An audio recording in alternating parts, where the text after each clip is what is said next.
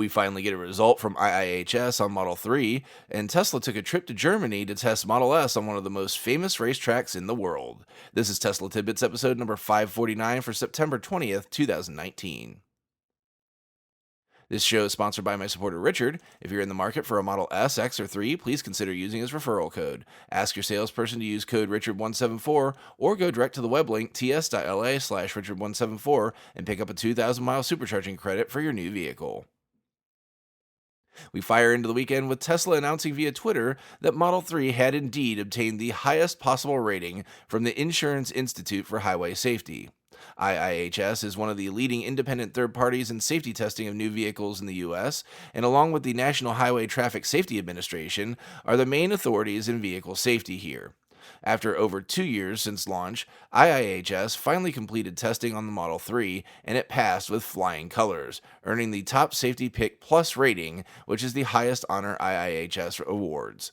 Model 3 nearly made a clean sweep of the test, but failed to get the top rating for ease of use of its latch child safety system. Apart from that acceptable rating, the remainder of the category saw the Model 3 obtain the top possible rating for the category. Model 3 is the first Tesla to pick up the highest designation, as Model S had issues with headlights, and Model X still has not yet been tested. Congrats to the Tesla team on amazing design and build quality to obtain this prestigious honor.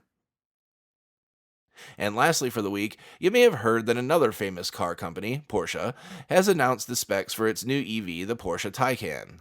They proceeded to take a prototype of the car to the Nürburgring and turn in a time of 7 minutes 43 seconds, which is to this point the fastest EV time posted on the course.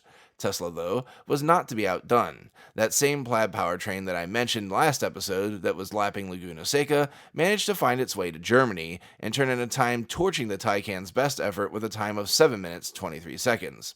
It should be noted that neither of these times are official times, as the testing was conducted outside of official conditions.